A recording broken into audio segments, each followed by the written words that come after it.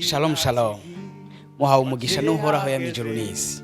Kaze mu kiganiro Hindura bihinduke kuri VRTV misi yose ya kabiri igihe c'isaha 4 z'igitondo.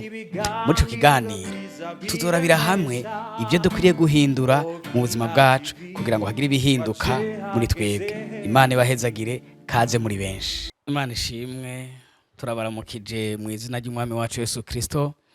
Kaze muri ca kiganiro cacu arico canyu Hindura bihinduke kuri VRTV ku misi yose ya kabiri igihe c'isaha 4 z'igitondo. Turabaye kaze muri ndwi ya Pasika, muhawe umugisha n'uhoraho yaremye ijuru n'isi. Akoze cyane kuno munsi rero tugiye kuganira amajambo ajanye n'ibijanye na Pasika canke amajambo kwisi yose hirya nino n'indwi twese tuzi yuko ari indwi ivuga ibijanye n'urupfu rw'umwami wacu Yesu Kristo. Tugiye rero kwisunga amajambo aza kudufasha kuganira dusanga mu gitabo tumabwiza nkuko bwanditswe na Yohana mu gice caho ca 12 ku murongo wa 24 na 25. Turasoma mu izina ry'umwami wacu Yesu Kristo. Haravuga ngo nukuri ndababwire, iyo agatete k'ingano kataguye mwivu ngo gapfe kaguma uko kari konyene, ariko iyo gapfuye gahunda impeke nyinshi. 25. Ukunda ubugingo bwiwe azobubura, ariko uwanka ubugingo bwiwe muri iyi si azobuzigama gushitsa ku bugingo budashira. Uyu munsi tuganire ku majambo avuga ngo urupfu rutanga ubugingo, urupfu ruzana ubuzima, urupfu ruzana ubugingo budashira. Ijambo urupfu ni ijambo ribabaje, ni ijambo iyo turyumvise duhinda gashitsi. Yaba uwari we wese iyo yumvise ijambo ngo urupfu ahinda gashitsi, arajugumira. Bamwe iyo tugumvise turaho ushaka guhunga. Hari n'abaro bahunga bakava mu gihugu bakaja handi, abandi bakava mu ntara bakaja mu yindi. Urupfu ni ijambo rikomeye cyane, ni ijambo riteye ubwoba. Ariko kandi ngenda kubwira ko hariho urupfu ruzana ubuzima, urupfu ruzana umunezero, urupfu ruzana ubuzima budahera. Hanyuma ano majambo iyindwi tuganire ko canke muri kano kanya tuganire ko ahanini turavuga ku rupfu rutandukanye n'izindi mfu duhora tubona. Iyo abantu twabuze umuntu umuryango murabizi, haba amarira, haba umubabaro, birababaza.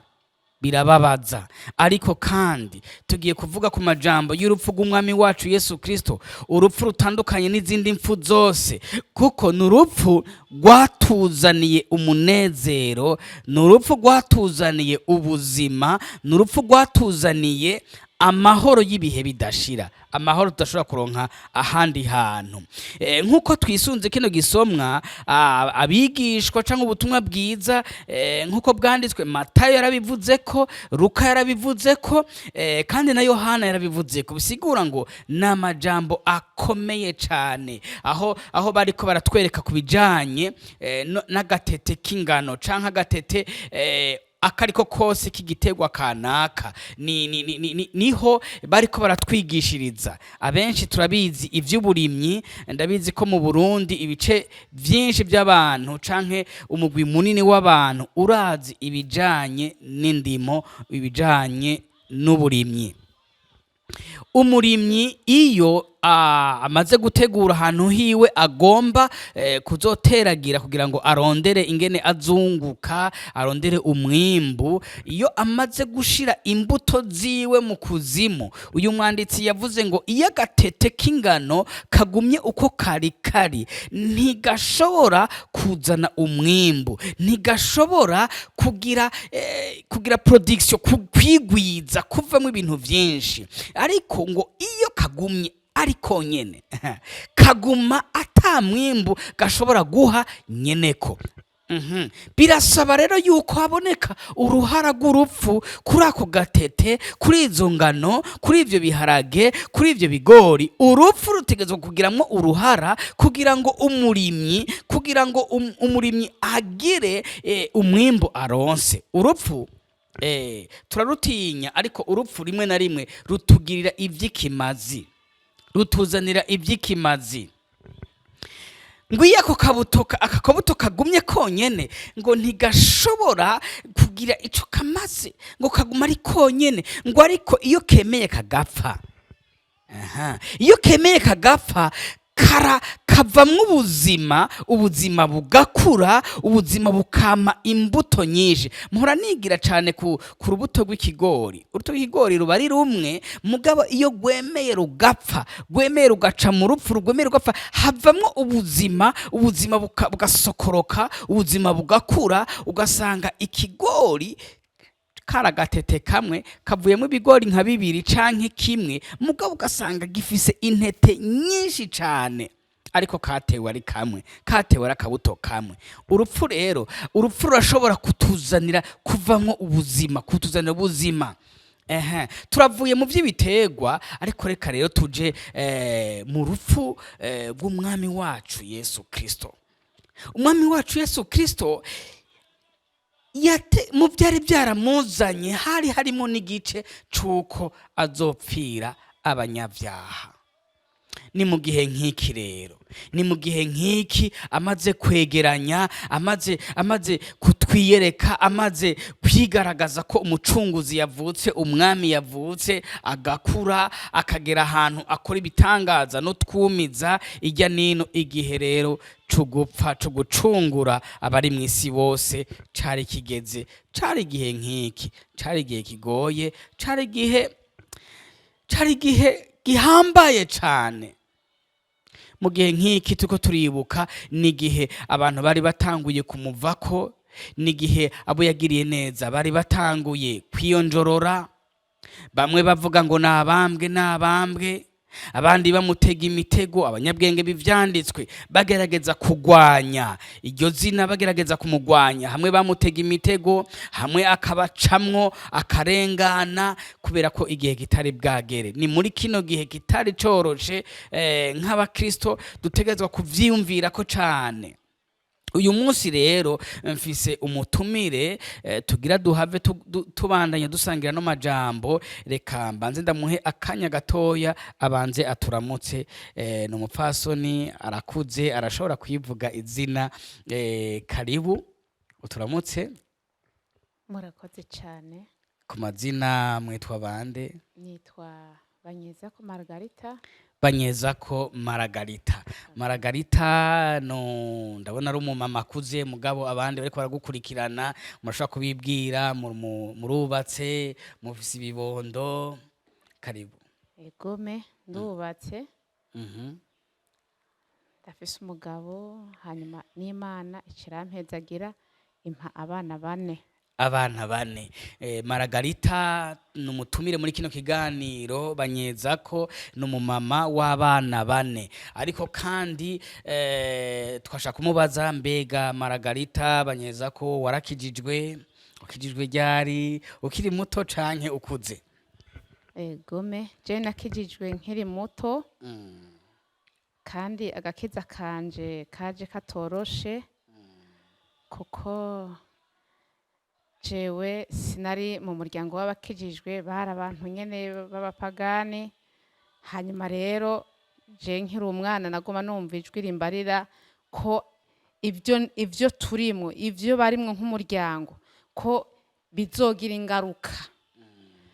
Hanyuma rero mpava ndakizwa, kandi nakijijwe ata muntu n'umwe ambwiye ubutumwa bwiza, kubera ingaruka Imana yagoma imbarira tuzobamwo inyuma y'urupfu. Nico catumye rero nkizwa, hama ndakira Yesu, nca ndahinduka. Imana iguhezagire banyeza ko wagize neza, wagize amahitamwo meza cane kwakira Yesu nk'umwami n'umukiza, kwiyumvira ku ngaruka z'inyuma y'urupfu. Mbega banyeza ko nk'umwe wakijijwe kuva ukiri muto, umaze igihe ukijijwe, ibihe nk'ibi vya Pasika wewe ku bwawe uvyibaza kwiki canke ubibona gute?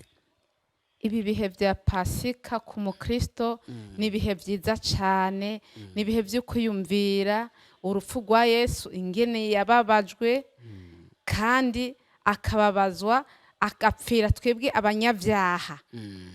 Kandi iciza dukwiye kugutahura muri uru rupfu rwa Yesu nuko yavuye mu ijuru afise umugambi kugira ngo aze gucungura amahanga yose. Ico ni ikintu gikomeye umukristo akeneye kwiyumvira iyo ariko arahimbaza iyi misi mikuru ya Pasika. Imana iguhezagire, urakoze cane. Mbega abana bawe n'umushinga ntahe wawe nabo mu bihe nk'ibi, mbega nko mu muryango muhora mufata akanya ko kwiyumvira igikorwa umwami Yesu yakoze, kubera ko umwami Yesu yacunguye bose, yacunguye abakiri bato, yacunguye abakuze. Mbega bihora bishika mukiyumvira muti bino bihe bane bacu, mukiyumvira muti hari umucunguzi yadupfiriye kugira ngo abana nabo bamenye yuko hariho uwababajwe, hariho uwababaye kugira ngo twebwe dushobore kuronka aho gakiza. Ivyo bihe muhora mubibamwo? Ego cane, turabikora twese hamwe, umupapa na jewe nyene ndi umumama, tukigisha abana bacu ko Yesu yaje kudupfira turi abanyavyaha. Imana ibahezagire cane. Aya majambo rero turiko turavuga nko ijambo ry'umuto twabonye yuko hari urupfu rutanga ubugingo, urupfu ruzana umunezero, urupfu ruzana ubuzima.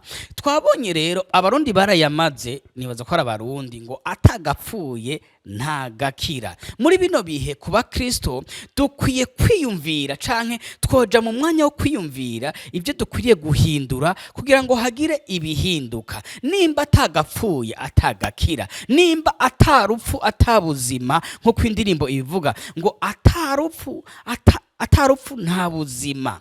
Kandi niko biri. Hanyuma hariho ubuzima abantu tubamwo, hariho ubuzima abantu babamwo, ugasanga hariho ibintu bubatse bimeze imigenderanire ituma abantu baguma bari mu vyaha, baguma bari mu bicumuro. Nk'akarorero, hari umuntu usanga afise uwumurihira ibi canke biriya, abarihirwa amazu, abarihirwa amashure, mugasanga abo bantu hariho condition, hariho ubuzima bategezwa kwemera kubanamwo n'abo bantu babarihira ivyo. Hari abarihirwa amashure, hari abarihirwa amazu, hari abarihirwa amarasiyo, ugasanga bisabwa yuko barinda kugira gute, barinde gukorana ivyaha, barinde gukorana ibicumuro n'abo bantu kugira ngo bikunde babandanye babafasha. Aka n'akaryo keza twagomba kwibukanya, n'akaryo keza dutezwa kwisubiramwo tukaraba ubuzima twubatse. Umviriza, kugira ngo hagire ubuzima bwo muri Kristo Yesu butegerezwa kuvuka canke kwigaragaza, hari ibigomba gupfa. Ego wewe uri kurankurikirana, hari ibigomba gupfa muri no minsi kugira ngo ubuzima bw'Imana bushobore kuvuka canke bushobore kududubiza buje ahabona. Ego hari imigenderanire utegerezwa kwica kugira ngo ubuzima bw'Imana bwo bugaragare. Hari amarelation ari hagati yawe n'abo bantu canke ivyo bintu. Hari n'abagerageza kugira gute, kugiranira amarelation n'abantu b'abapfumu babaha uduti ngo bitera amashance, ngo bitera imigisha. Utegerezwa kubanza kwica inzira mwenizo kugira ngo inzira y'Imana ivuke mu buzima bwawe, kugira ngo inzira y'Imana isokoroke ivuke ija habona. Atagipfuye nta gikira, atabibanje gupfa nta bishobora kugaragara ngo biboneke. Imana ishimwe cane. Umwanditsi canke ubutumwa bwiza twasomye ngo akabuto ngo uwukunda ubugingo bwiwe ngo azobubura. Ngenda kubwira ngo muri Kristo Yesu canke muri buno bwami bw'Imana turimwo, tububamwo hari ivyo tubanje kwica, tububamwo hari ivyo tubanje kwica kandi bikava amaraso kandi tugatandukana navyo. Atagipfuye nta gikira. Hari n'abantu bagira ibintu bakunda bakabikunda bakabirutisha Imana. ego barabaho. Ibyo biba byahindutse ibigirwamana, utegerezwa kubanza kubyica kugira ngo ubuzima bw'Imana nabwo bududubize bugaragare. Hari akarorero dushobora kuraba neza. Imana yarahezagiye Aburahamu, ico gihe yitwa Aburahamu, imuhezagiza umwana mu busaza bwiwe. hanyuma Aburahamu arahindurirwa izina yitwa Aburahamu. Amaze kuronka uwo mwana aranezerwa, aramukunda cyane. Hanyuma Imana irabona yuko urukundo Aburahamu yahora akunda Imana rwahindukiye rwaje ku mwana, ngo Imana iramugeza, imusaba ko abanza gutanga ikimazi wa mwana nyene akunda. Byasaba ko Imana ibanza gusepara, ibanza kugira gute, kugira ngo Aburahamu abanze atange ico kimazi, abanze atange uwo mwana kugira ngo Imana igumane urukundo rwayo hagati yiwe na Aburahamu. Aburahamu Imana iramufasha, Imana iramushoboza, imuha inkomezi, aragenda aragaragaza neza yuko amutanze. Hari habura gato, yari yabanguye inkota kugira ngo amukate. Imana ishavuga ngo Aburahamu gezaho nabonye ku nkunda. Aburahamu yari yasubiye mu rukundo rwiwe, yari yasubije Imana mu kibanza cayo. Byamufasha umwanya kugira ngo urwo rukundo rusubire mu kibanza cago. Akiri karagenda, Imana ariko iramuderivra, Imana ariko iramubohora. Imana imaze kumumusaba, yari yatanguye kubona ngo Imana niyo yamumpaye, none iramuntwaye. Uko kuntu niko uburemere bw'urukundo yaramaze gukunda umwana wiwe bwatiye bugenda bugabanura. Imana iramufasha. Umva ndakubwire, igihe cyose hari ikintu kigomba kugutandukanya n'urukundo rw'Imana, ico kintu kizoba cahindutse ikigwamana, kandi Imana izogutandukanya naco byanka bikunda, kugira ngo Imana igumane. Ijambo rye rivuga ngo musenge Imana yose muyikunde kuruta vyose. Dusenge Imana yose tuyikunde kuruta vyose. Uyu munsi sinzi ibintu ukunda cane. Birashoboka yuko hari n'umuntu ukunda cane kuruta Imana, birashoboka. Uyo iyavuze niyo ubugiye gusenga ugakatira mu nzira, umvize nakubwira, uwo muntu yarabaye ikigirwamana, uwo muntu yaramaze guhinduka ikigirwamana. Hari abantu bahinduye akazi kabo ikigirwamana, no gusenga n'umwanya wo kuba imbere y'Imana. Uwo mwanya waragiye, bakubwira ngo nta mwanya bafize. Nganabwira ngo aho kazi kahindutse ikigwamana, kandi ikigwamana gitegerezwa kuva imbere yawe, kuko ikigwamana nticagucunguye, ikigwamana nticakubambiwe. Utegerezwa kwica ikintu cose gishobora kugutandukanya n'urukundo rw'Imana. Ino ndwi ngenda kubwira ngo hatezwa kugira ibipfa kugira ngo hagire ibizuka muri wewe. Nico gituma utacumva Imana, nico gituma utacumva n'amosozi, kubera iki hari vyazibiye urukundo rw'Imana. Usenga Imana yose muyikunde kuruta vyose. Amatelefone, hari abantu umwanya munini amatelefone abokipa kuruta umwanya bashobora guha n'Imana na mutoya imbere y'Imana. Twagomba no guhanurana n'ibihe byo kwisubiramwo. Utezwa kugira ikintu ubona ko utezwa kwica gishobora kuba cariko kirica imigenderanire yawe n'Imana. Hari ibintu vyinshi tubamwo bikica imigenderanire yacu n'Imana. Ino ndwi ikubere indwi yo kugira ibyo wica kugira ngo hagire ibizuka mu buzima bwawe. Genda kubwira ngo inyuma y'iyi ndwi nihagira ibyo wica, umwami Yesu azozuka hari ibintu bishasha kuzukaniye, hari ibintu bishasha aja kuzaniye, kugira ngo ubeho ufise ivyizigiro, ufise amahoro.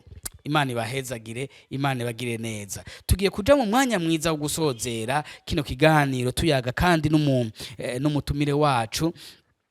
Twumvise yuko wakirijwe ukiri muto, hanyuma ubu nkaba mbona nyene uri kurakura, naho utarasaza uri kurakura. Mbega muri urwo rugendo wabayemwo, amapasika yabaye ni menshi. Mbega ni ikintu ikihe woshobora kudushingira ko intahe uwo mwami Yesu yagukoreye utahura ko kubwico udashobora gutandukana n'urukundo rwiwe? Mu rugendo mwabanye, mu myaka mwabanye, ushobora kudushingira intahe kuri kimwe canke bibiri mu vyatumye ubandanye umukunda canke uguma muri iyo nzira y'agakiza. Ushobora kudushingira intahe mu kanya gatoya? Egome cyane. iyi Mana yankoreye ibikorwa byinshi ariko nagomba kuvuga igikorwa kimwe ntazokwibagira muri byinshi yakoze. Igikorwa gikomeye cyane yankoreye, je navuze ko nubatse nakuriye mu gakiza kandi n'Imana yandeze. Yego cyane. N'Imana yandeze igenda iranyereka intambo ko ncamwo ahonje. Hanyuma rero maze gukura ndaba inkumi baransaba ndaja urubaka urugo rwawe. Ndubaka urugo rwanje umaze kubaka byagenze gute? Urugo rutoroshe. Ni mu kugira ndonke n'urugo ntivyanyoroheye, ariko sivyo ngomba kugushinga intahe, ngomba kuvuga ingene maze gushika mu rugo ingene vyagenze. Aho nyene. Yesu nashimwe. Amen, amen. Ndashima Imana cyane. Nukuri Imana ihabwa icubahiro ku vyiza yankoreye, ukuntu maze kubaka. Umuntu agiye kubaka bazi ko ari vyiza ko acaronka umwana. Mugabo maze gushika muri urwo rugo vyarangumiye. Umwaka wa mbere urahera, umwaka ugira kabiri urahera, umwaka ugira gatatu ugeze nka hagati abantu batangura kumbaza bati mbega vyagenze gute? Ntibi nyene mubona. Hanyuma rero abantu rero batangura kunshikira bati ubu rero ko hageze imyaka yose rabugerageze ugende kwa muganga, kuko jewe nari narakijijwe. N'abandi baraza kumpanura bakavuga bati wogerageza agati, wogerageza basogokuruza bacu bahora bakoresha ibintu vy'imiti. Ntinanje nivyo catumye, nico gituma Yesu yampamagaye. Gatoyo ukiri ngaho nyene urumva bakuruko aradukurikirana, yarubatse urugo aramara imyaka 3 atararonka ikibondo. Hanyuma abantu batangura kumubaza bati mbega ivyo bintu byo kwizera urimwe, ivyo bintu by'uburokore, reka tukurangire agati kabasokuru n'abandi baragerageza, wigeragereze. Mu ijambo rimwe nibaza ko bariko bashaka kubwira bati wigeragereze nawe canke tukugeragereze. Inyuma y'imyaka 3 mbega vyahavuye bigenda gute? Waremeye canke vyagenze gute? Ntabwo nemeye, nabandanije nanka kuko narinzi aho umwami yankuye. Hanyuma mbandanya ubuzima, mugabo kubera kwa muganga tuhemererwa kugenda, nca ndatangura kwivuza. Jewe nije natangura kugenda ndumumama, bakapima bakaraba nyene ingwara noba ngwaye, barabura ingwara ngwaye. Mbandanya ngenda ku baganga, baragerageza kutwandikira imiti, ngafata imiti mugabo ntihagire ico bitanga. Hanyuma rero umuganga umwe hava arambarira terega reka dupima umugabo nawe. Baca baramupima, bamaze kumupima basanga urumva niwe afise ingorane. Yego.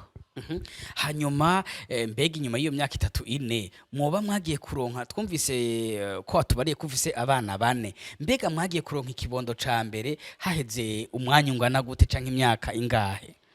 Urumva tumaze gutangura kwivuza, twarabandanije nyene ubwo rugendo tukivuza, mugabo bikanka kubera abaganga bari bavuze bati nta mwana muzoronka. Abaganga niko bari batubwiye. Rero tumaze kumva ayo majambo, umva byaratubabaza mu mutima. Mugabo twari tuzi ko dufise umuremyi, tugasenga buke buke. Hanyuma mugabo inyuma y'imyaka 7 imyaka indwi Imana yahavuye ikora ibitangaza. Handi ko mvuga mu ncamake, ndiko mvuga mu ncamake, mugabo twahuye n'ibintu vyinshi umva bitugerageza, bitubwira biti mwoja gutya, mwogenda uku vyokunda, ariko tubandanya dushinga intahe. Mbega dukomera amashimisha Imana yacu. Inyuma y'imyaka 7 urasamye, ego uraronse ikibondo mu nda. Inyuma y'imyaka 7 ego Imana yacu ihabwa icubahiro. Mbega muri iyo myaka 7 simike umaze kumva ko warose imbanyi, waronse ikibondo, wiyumvise gute?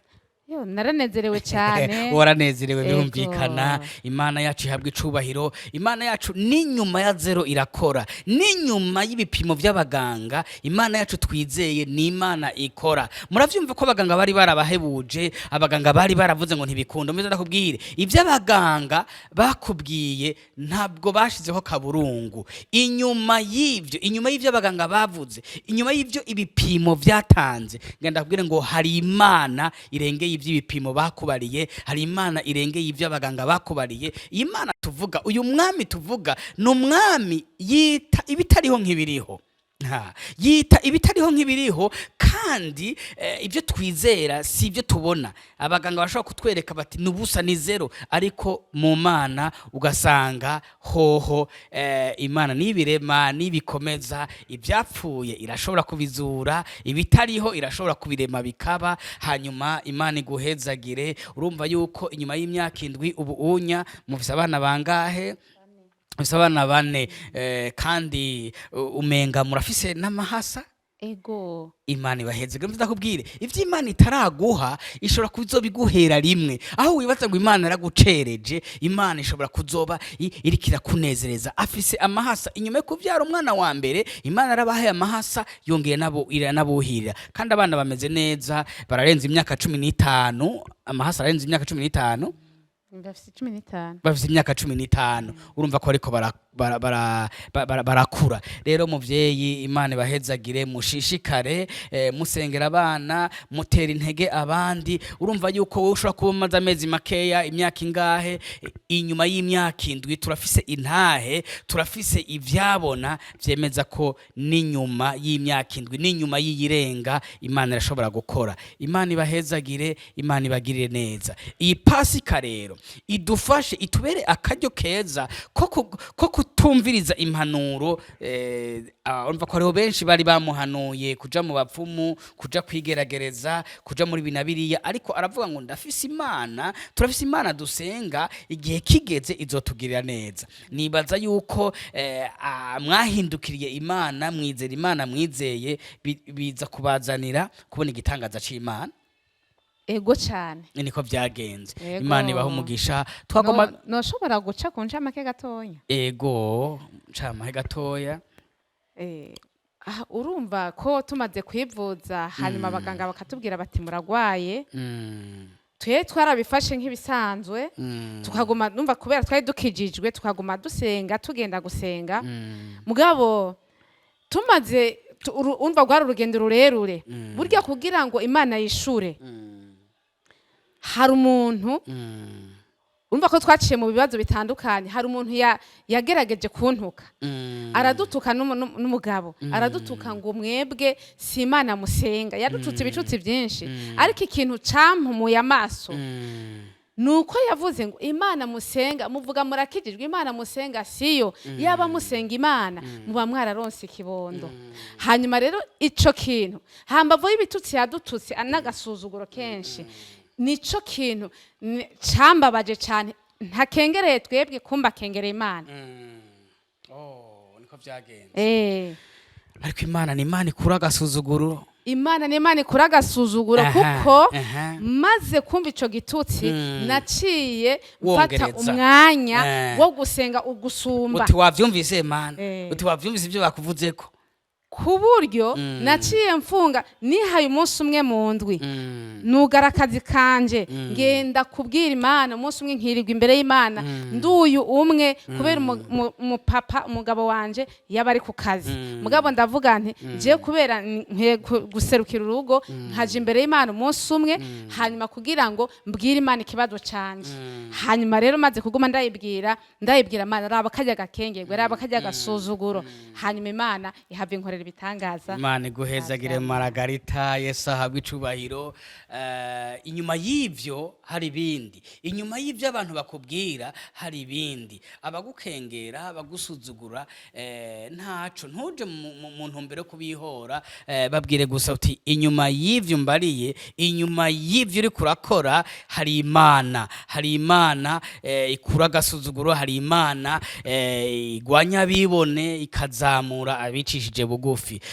Iyo niyo Mana tuzi, iyo niyo Mana dukorera, iyo niyo Mana tuvugira.